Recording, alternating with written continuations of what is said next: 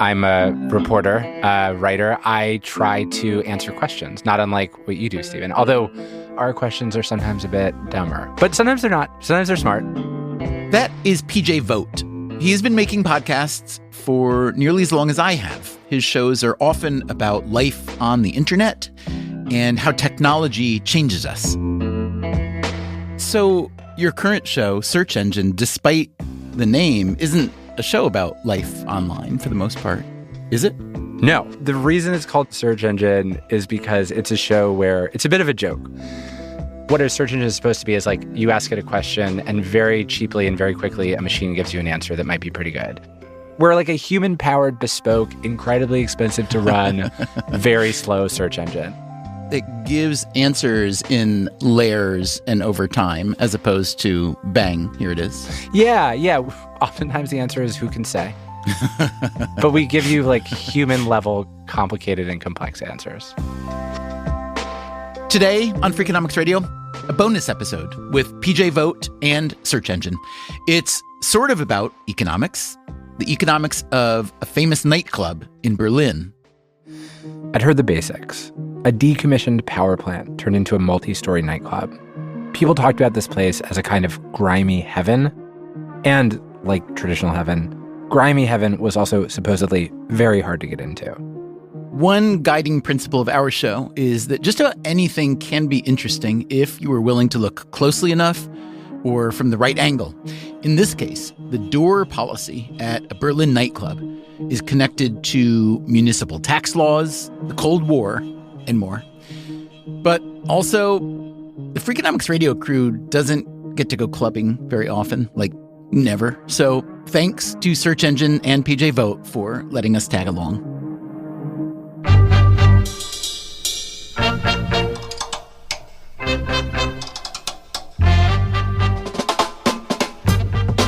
This is Freakonomics Radio, the podcast that explores the hidden side of everything, with your host, Stephen Dubner.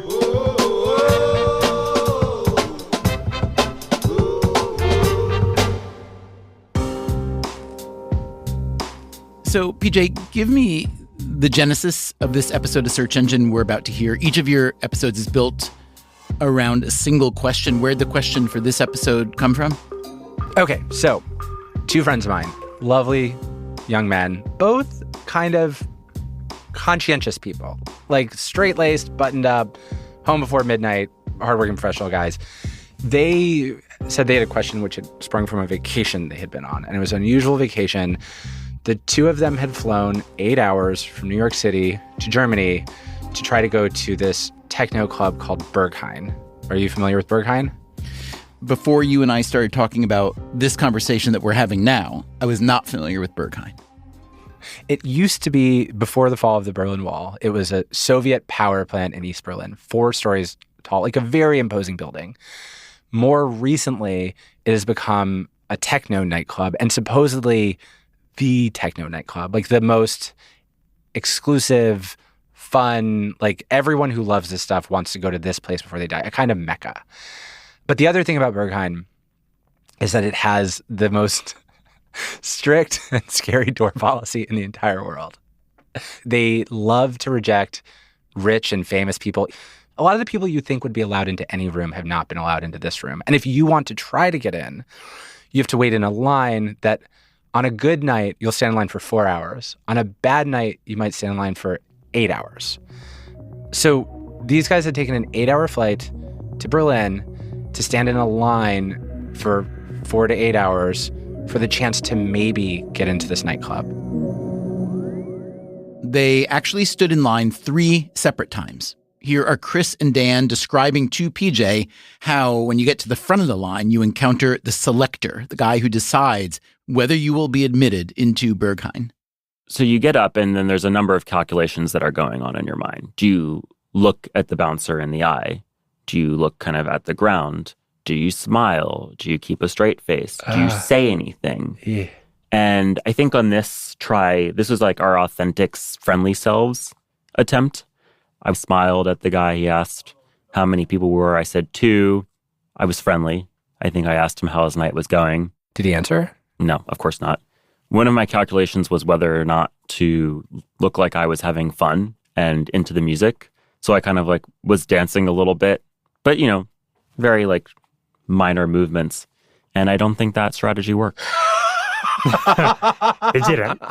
So you walk up, you say, like, how's your night? He says nothing. Is he just looking at you? Is it he? It's a he. There's Sven, the main bouncer. If Berghain itself is the epitome of what you would think of East German old techno nightclub, then Sven is the epitome of what you would think of as the bouncer, the lead bouncer for that venue. What does he look like? A large man with a large number of tattoos and piercings on his face. And there's two others. Apparently there's some sort of communication between the two of them, some sort of silent communication. But it's not legible. There's only one amount of legible communication, and that's the decision. And how do they communicate it to you? It's always one person they pull up at a time, or a small group. And sometimes they're immediately rejected. Like, they don't even get to say a word. The bouncer just puts his hand out, and they just keep walking. Very subtle. Yeah. And they just point towards the street.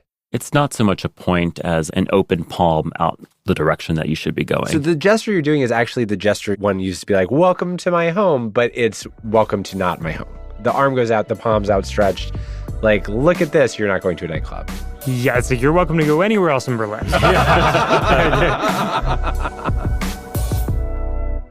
You can probably tell from that part of the conversation how things went for Chris and Dan. Here's PJ again. They flew to Berlin. They tried 3 separate times across 3 separate days to get into this place. They were rejected each time. And there was just something about the draw of these guys they're not people who are like, if there's a red velvet rope, I got to be on the other side of it. They're not sceney guys. It was like the fact that they were willing to spend their vacation just standing in a line and being told no made me very curious about them and this place. Okay, so that's what you need to know to get started. Here now from the Search Engine Podcast is an episode called Why Didn't Chris and Dan Get Into Berghain? With PJ Vogt.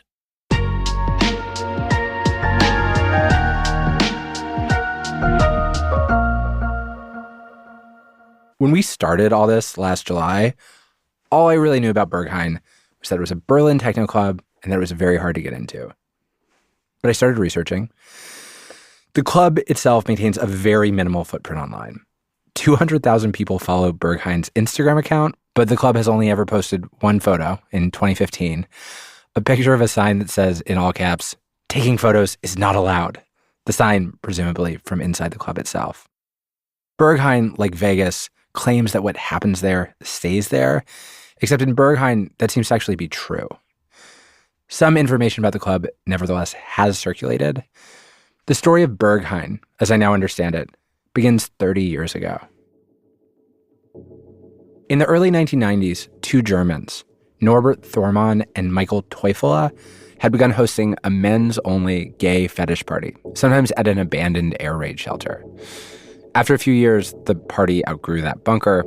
The pair took over an abandoned railroad depot. At the railroad depot, they started a club called Ostgut. Ostgut was legendary, open to people of all genders and sexualities, but still a space run by and largely for gay men. A den of hedonism where consenting adults supposedly engaged in all sorts of unusual behavior. Online, at least one video survives from inside the club.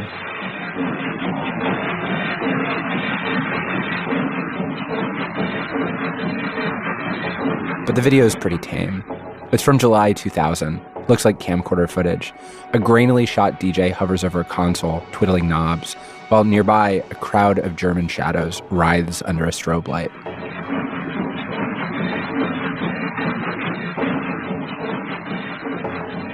Ostgut may have lived forever, except the city wanted to build a big arena. So the railroad depot was knocked down in 2003. Berghain was its reincarnation. The palace that replaced Ostgut. This time, too big to knock down. A thermal power plant originally built by the Russians in the Soviet era. 4 floors. On the very bottom floor, a dedicated basement gay club for men only. At the very top, a bar with big windows opening onto a panoramic view of the city. On the floors in between, where the power turbines once sat, an enormous dark cavern, the main dance area. The entire space governed by its own particular rules. Berghain is not a standard posh club with bottle service. They make you put a sticker over your phone, no pictures, they'll throw you the out. There'd be a window where you could buy ice cream and you could order smoothies. It's open from Friday until Monday, and most people stay there for 12 hours, 24 hours, or more. Right now, it's 9 a.m. Berghain is best known for one weekly party, Clubnacht, Club Night. Club Night is a misnomer because while the party starts Saturday evening, it continues all the way until Monday morning without interruption. A few books document the history of the scene that birthed this party. I found Tobias Rapp's Lost and Sound to be particularly helpful. He writes about how when Berghain opened in 2004, the party was by and for Berliners, but word soon spread internationally. A European budget airline called EasyJet had just opened a new hub in Berlin, and other Europeans started taking EasyJet flights to the city to come party. The legend kept growing. Eventually, it grew large enough to draw Chris and Dan, two of the many Americans who made the pilgrimage to techno mecca. It was a marvel. A 3-day party good enough to draw thousands of people every weekend, people who would fly to Germany without even a promise they would gain admittance. That was Clubnacht at Berghain. Most of what people discuss online is not any of this. Instead, they talk about Sven, the intimidating bouncer who Chris and Dan encountered and then cowered in front of. Sven Marquardt. Sven Marquardt is a tall, imposing man in his early 60s with giant lip rings that look like silver fangs. His hair is slicked back and silver. Tattoos of thorns cover much of his face. He looks like a bad guy in a John Wick movie, and he has played a bad guy in a John Wick movie. That was just a cameo one time, though. Sven has run security at Berghain since the club first opened 20 years ago. Sven's backstory: he grew up in East Berlin, the communist side of the wall, before it fell. Mein Name ist Sven Marquardt. Ich bin 1962 in Ostberlin geboren. There's this one documentary, Berlin Bouncer, that profiles Sven. In one scene, he gives a talk in front of a crowd. He's wearing all black, tinted glasses. Sven discusses the early chapters of his life, how his teenage years were defined by the feeling of being stuck outside a much more significant kind of door. Wir wollten eigentlich nur mal rüber gucken. Also nicht tatsächlich weg von zu Hause, sondern eigentlich nur mal wissen. Sven's saying, we just wanted to see the other side of the wall. We didn't really want to leave home. We just wanted to find out. What were we being deprived of? What weren't we allowed to see? Sven has said that as a young gay punk rocker, living in East Berlin was risky. He was frequently picked up by the secret police. He was devoted to his photography career, but after the wall fell, he chose to stay on the East Berlin side, and his art career stalled there. Sven's brother was a DJ, and Sven started working the door at his parties. It turned out Sven's eye for people worked not just in photography, but also here. He had a talent for deciding who should be let in. He developed a reputation. That's why they chose him for Ostgut, and later for Berghain. The fact that this much of Sven's biography exists in public, of course, goes entirely against Berghain's secretive ethos.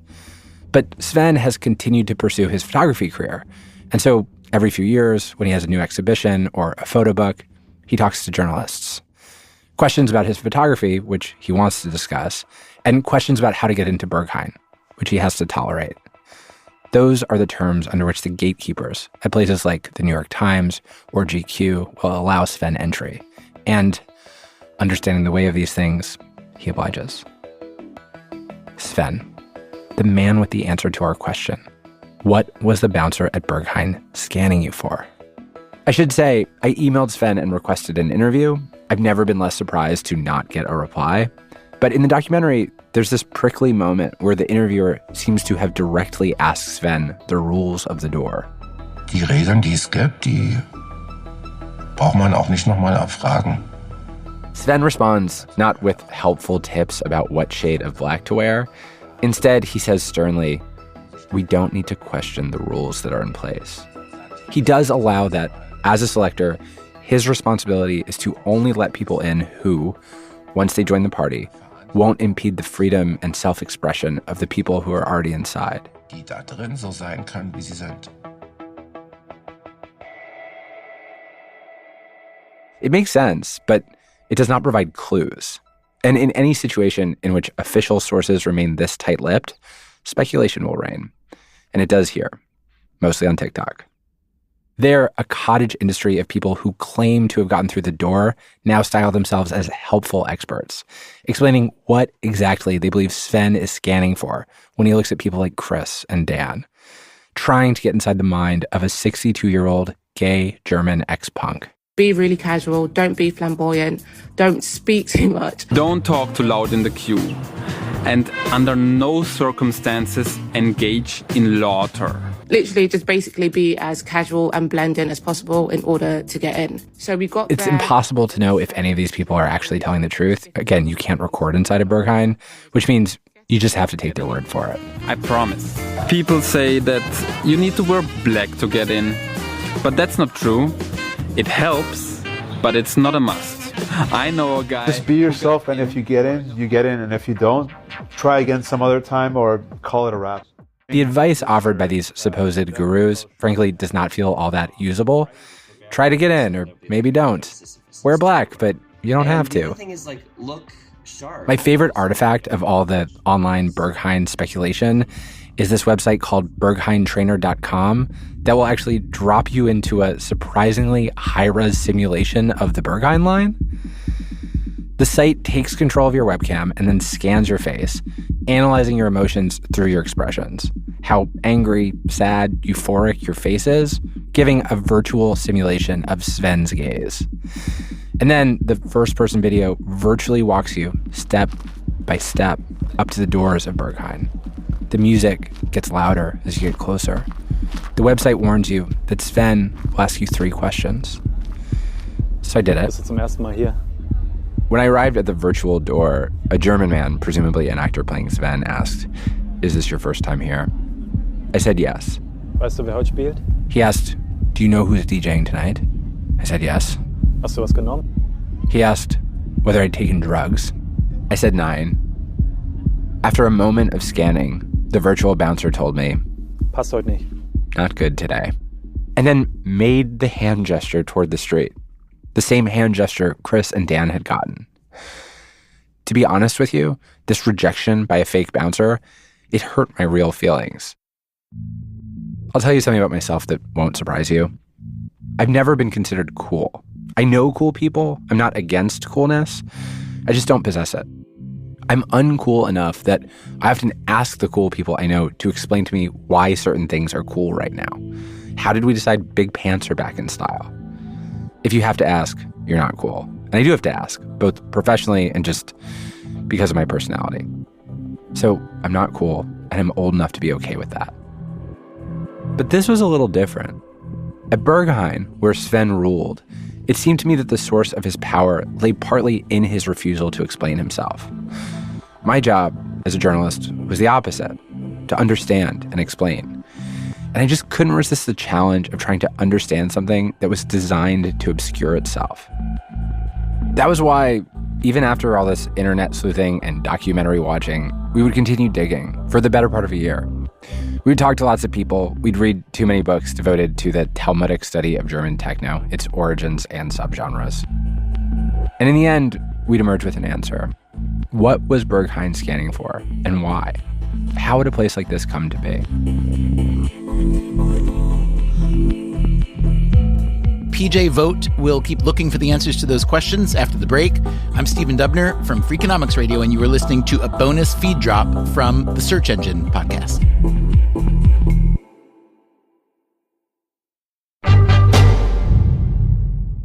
Hey there, it's Stephen Dubner, and this is a bonus episode from the podcast Search Engine. The host is PJ Vogt. In America, in the circles I run in, people complain a lot about capitalism. I don't think they're bothered by the exchange of goods and services. I think it's their shorthand way of saying everything here is just too driven by profit. Even things that start out good can be squeezed to death by our ceaseless desire to wring out every possible dollar. In Berlin, a place where until recently capitalism and socialism both operated, in Berlin, it feels like something else is going on. The nightlife industry there brings in $1.5 billion tourism dollars a year, but they're strange dollars. The crown jewel, Berghain, operates by turning away thousands of paying customers. And despite demand, it keeps its ticket prices pretty low. all while existing in a building that is 37,600 square feet in a very hip neighborhood. And not only does this all seem to work, it's worked for a long time. That doesn't happen in nightlife. Clubs don't stick around. Studio 54 was open for less than 3 years. Berghain is on its 20th. And people attribute a lot of that success to Berghain's strict and strange door policy. You can tell the story of that door as a story about culture, about cool, but cool, we know, never explains itself. So let's get inside Berghain from a different direction. I'm going to tell you the story not about DJs and bouncers, but about lawyers and lobbyists, about the municipal regulation and policy that allows this club to exist the way it does. A story that begins in 1949. Hi, can you hear me? Hey, I hear you well. How's it going over there? Well. Lutz Leitzenring. I'd first heard about him from one of my best friends, Kay Burke, a nightclub founder herself. People in Berlin called Lutz the mayor of the city's nightlife. So did Kay explain who I am and what we're up to over here?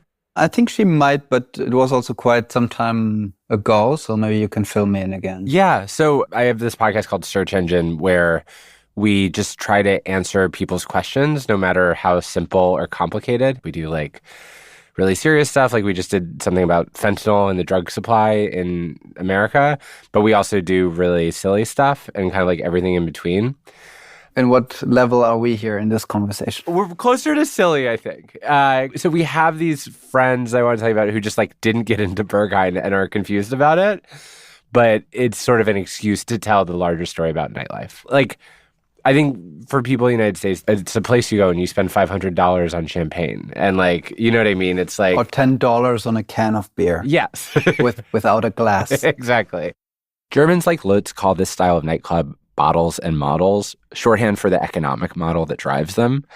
Clubs like these are what most Americans think of when you say nightclub. Spots that tend to make their money by enticing rich people to pay for tables and buy bottles of champagne so that they can feel important. The clubs are like little status factories. In Berlin, though, that same word, nightclub, describes an entirely different operation, fueled by a different economic model. And Lutz's job is to protect that status quo. He's nightlife's advocate in the offices of city bureaucrats, the spokesperson for Berlin's Club Commission. I wanted Lutz to tell me how Berlin's unusual nightlife scene had come to be. And that story is the story of two arguments. The first argument takes place in the late 1940s. Argument one is about a very specific rule, curfew. In Berlin today, there is no curfew. Bars and clubs stay open as long as they want. And can you tell me the story of how Berlin came to be a city with no curfew? What is the origin story of that decision? This decision is almost 80 years old, and it happened right after World War II. So in 1949, you had already a divided city between the eastern sector and the western sector. The eastern sector controlled by the Russians, and the western sector controlled by the British, the French, and the Americans. And in the eastern part, there was a curfew at 10 p.m. So all the restaurants, bars, hotel bars, cabaret bars, etc., they had to close at 10 p.m. in the eastern part. In the western part, it was 9 p.m., so an hour earlier. And there was this, let's say, representative of the hotels and restaurants of Berlin. His name was Heinz Zellermeyer. Heinz Zellermeyer. There was no club commission back then. Heinz was instead the deputy director of the Guild of Berlin Hoteliers. In photos, Heinz has an enormous smile and combed back hair. He looks like someone who held forth at a restaurant or two. Heinz did not like the curfew. He particularly did not like that his side of the city had an earlier curfew. The person to complain to was General Howley of the U.S. Army, the Americans' West Berlin commandant. A meeting was set, and Heinz, supposedly, came prepared. The story is that he brought a bottle of whiskey to that meeting. So they met and they were talking about it. And General Howley said, yeah, the British and the French, they're not really supporting any idea of losing this curfew. They say it's a security issue. So you have to give me an argument that I can give to French and the British. And the problem was that at that moment, in the western part, the people had to go out of the bar. And then they went to the eastern sector for another hour, which was also not really liked by the Americans. So he said, if you kick Germans who are partying at a certain hour, you kick them out of the street, you're going to have a security issue. So you have to better find a solution for it. It was a well-reasoned argument. The Allies did not want drunk Westerners crossing east in search of a later last call. And worse, there'd been an emerging Cold War of curfews, with each side, the East and the West, repeatedly extending an hour past each other to try to capture all the income from drunk Berliners. Eliminating curfew would solve the security issue and win the night war. General Howley was sold. He said, okay, let's try this out for 2 weeks. And since then, 1949, we have no curfew. Berlin, one of the rare cities that has no curfew at all. In 1949, when the city permanently deleted its curfew, obviously techno music did not exist. Raving was something people did in insane asylums. If anyone was listening to music in a club late at night, it was probably jazz. But this decision set Berlin on a path. Nightlife is funded more than anything else via the sale of alcohol. A city without a curfew can have a legal party that runs through the night, even that runs multiple nights. Half a century-ish later, techno will hit Berlin. People will begin to throw raves in illegal spots without permits. This will happen in a lot of cities at the same time: Detroit, New York, London. But what makes Berlin different from those places is that here, many of those raves can actually become legitimate businesses, can find permanent homes and clubs.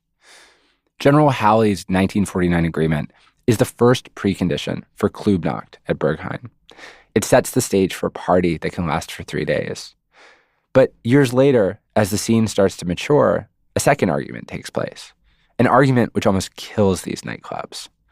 Argument 2 is about taxes. In the early 2000s, Berghain was a rising young club alongside already established spots like Tresor and the Kit Kat Club. And Berlin's tax authority started to take a closer look at these places. How much money were they bringing in? Shouldn't the city be getting a bigger cut? Government tax agents walk into Berghain, presumably without needing permission from Sven. They're there documenting everything they see, asking a question. From a tax perspective, what is happening in these rooms? In Germany, if you pay money for a ticket and enter a venue where music is played, you may be having one of 3 different experiences. You might be experiencing high culture, like opera, in which case the city will barely tax the ticket. You might be at a concert, like the Rolling Stones, in which case the city will moderately tax the ticket. Or you might be experiencing entertainment. This happens in casinos, in porn theaters. In that case, the city will take a big tax bite, almost 20%. Before the tax officials began to take a closer look at the club scene, these venues had been mostly taxed as concert venues. But now, in 2008, the city started to ask pointed questions. Was a DJ really a musician? Was a techno show really like a concert? The perception that people in government had says a DJ is not a concert. People are going there to have sex or to drink or to whatever, but not because of the DJ. They even sent people to clubs and documented that people were not facing the artist. They were talking to each other. Oh my God. Stuff like that. Yeah, so to kind of prove the point that it's not a concert. Wow. I've been at concerts where people were not facing the artist and talking to each other. Exactly. But they said clubs is different. People go there to meet people, not because of the artist. They don't even know who's playing. These kind of argumentations. Berghain was the club that actually took this case all the way to the high courts. Berghain won. The Berghain, in the government's books, was cemented as a concert venue, a place where people went because they loved techno music. Weirdly, this is one part of the answer to Chris and Dan's questions. What was the bouncer, Sven, scanning for at the door? He needed to ensure they were true techno heads, not people there simply for entertainment. That consideration, a funny side effect of the argument the club had to make in court years ago. It may have been part of what filtered them out. Chris and Dan, not true techno heads. Berghain's victory in court meant that any German nightclub that could prove it was meeting Berghain's cultural standards could be taxed like Berghain. Lower taxes meant they could keep their overhead low. The lower the overhead, the less pressure to make money. The less pressure to make money, the more they could continue to keep their nightclubs dedicated to preserving Berlin's counterculture. We're going to come back to this strange court case and its consequences, but before I left Lutz, I wanted to ask him specifically about Chris and Dan. What was it about them, the way they looked, the way they dressed, that had signaled they didn't belong at Berghain? Just to be clear, Lutz does not represent Berghain, but as spokesperson for the club commission and as a Berghain regular, I thought he might be able to help. Can I show you a couple of photographs and you tell me if the person seems like... I'm not a selector, so I can only give you my personal opinion. Yeah. Is it okay to ask you your opinion on it? Yeah, sure. Okay. Of course. Okay, this is one person.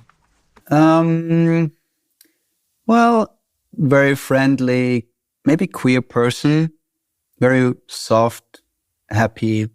He's wearing some kind of top that doesn't really say anything. It's like, what is it? It's too generic of a top, the vest. I think it looks authentic to him, but this person looked very innocent. You know?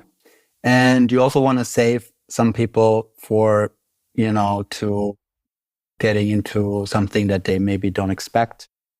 Okay, so this is the person he went with. Yeah. I would probably send them to Schwutz. What's Schwutz? It's our oldest, best-known gay club. And that's the perfect vibe for those two guys. Because they don't seem like techno guys to you. They seem like gay guys who are going out clubbing.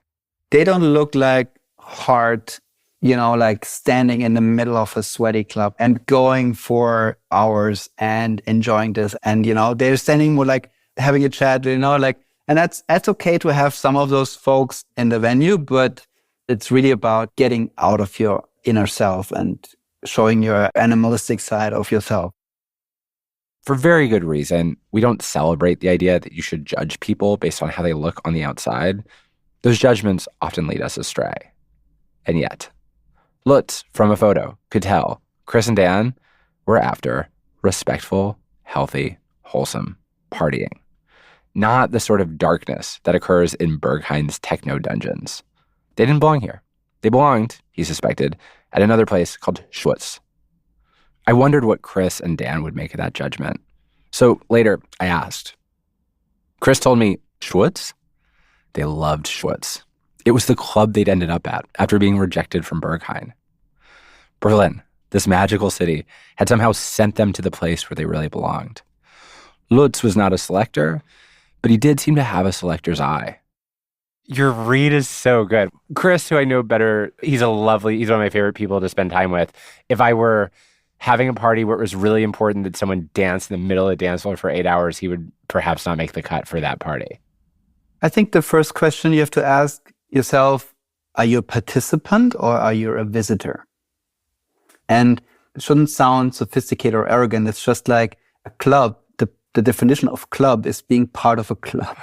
And if you're not part of the club, why should you being able to enter? I think the idea of just buying myself in is the opposite of a club, what it should actually be. A club should bring people together who have similar interests, similar preferences. A club should bring together people of similar interests. Absolutely. But what if you're someone who doesn't belong but still wants to just go check it out? Is there a way to sneak in? Is there some other way into Berghain that is not going through the bouncer? Lutz did have advice about this. My tip that I usually give is make a plan of exploring Berlin, maybe from the outskirts. Go to venues that are not very known. Go to places that are somehow interesting for you because you did your research and you saw some artists that you want to see and they're playing. So go there. And you get in very easy because venues that are not very known don't have this kind of level of selection. Usually there's not even a queue. And then you get friends with the bartenders, you make friends with the DJs there, and you have an amazing time in an unknown venue with unknown artists, basically. Yeah.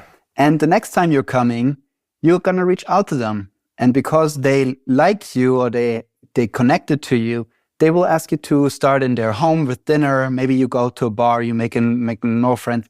And even maybe they make sure that you get in on a guest list of some venue that they're going at that night. But I think it's part of that journey that you also have to make to be part of the scene. Lutz said the process he's describing, this is the real way into Clubnacht. Make yourself a part of the scene. That line outside Berghain, he said, that's for people who haven't been able to or who haven't known to try. While Lutz was saying this to me, I was nodding yes furiously, my noggin like a broken bobblehead. Of course it all made sense. And as a person obsessed with belonging and exclusion, I was lapping it all up. We finished our conversation.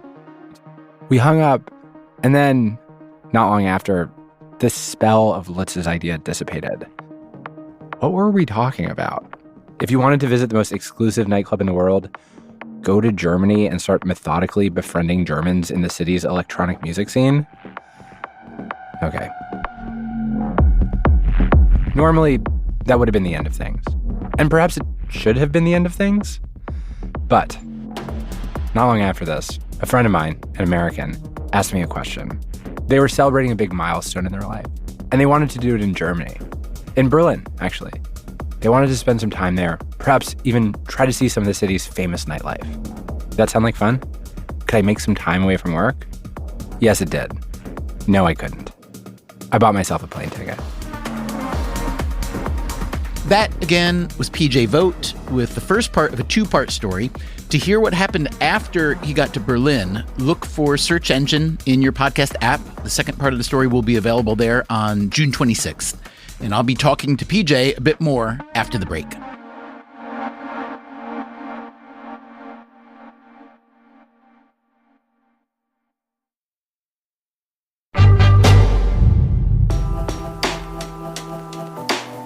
The Berghain nightclub sits at the intersection of what used to be East and West Berlin. Its name comes from the two districts on either side, Kreuzberg in the west and Friedrichshain in the east. PJ Vogt's last name, which is spelled V-O-G-T, is also German. Vogt is referred to like some sort of feudal landowner, kind of the middle manager of whatever the feudal era. It was not a very high status position, but high status enough that people might not like you. Do you feel you have a little bit of ancestral, if only impressionistic, connection to your German roots? I didn't think so until I went. And I was not expecting to feel anything at all. And I felt so much in a way that kind of shocked me, actually. When did you first go to Germany? I actually went on a reporting trip for this story. This was the first time you'd been to Germany. I was there. Okay, that's not entirely true. I went once as a 17-year-old. You could do that Eurorail thing. And so I did that for a minute, but I didn't crack the surface of the city in any meaningful way. And this was the first time where I really felt I don't know, I felt the weight of the history. I felt this feeling that Berlin is a place that is both I hate when people overgeneralize about places that they visit for a week, but I thought these are people who believe in order and following rules, sometimes to great historical tragedy, but who also, everything always exists in balance. And it's also a place where people love to let loose and break rules. And I feel like I could feel both of those forces in a way that felt very alive to me. Was it a place that you felt oddly at home, you're saying?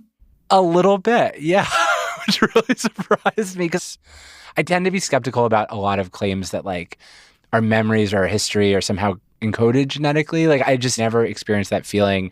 And so when other people talked about it, I was like, oh, that's great for you. But I never expected to feel it. And I felt both. I got there and I'm not Jewish. My grandfather was Jewish and he converted. But I felt that stuff a little bit in a way that I wouldn't have thought. And then I also felt German stuff in a way that I wouldn't have thought. It was like someone having a mildly religious experience who is a pretty profound atheist. It really kind of wobbled me. In retrospect, do you think one reason you chose to answer this question about Berghain was because it afforded you the opportunity to go to your ancestral homeland, as faint as the connection might have been? Yeah, although I would not have known that until you asked that question. Did you spend time inside Berghain? I did. Und? I made a promise that I wouldn't talk about what I saw in detail, but I will say... Who did you promise? And do I care that you promised to them?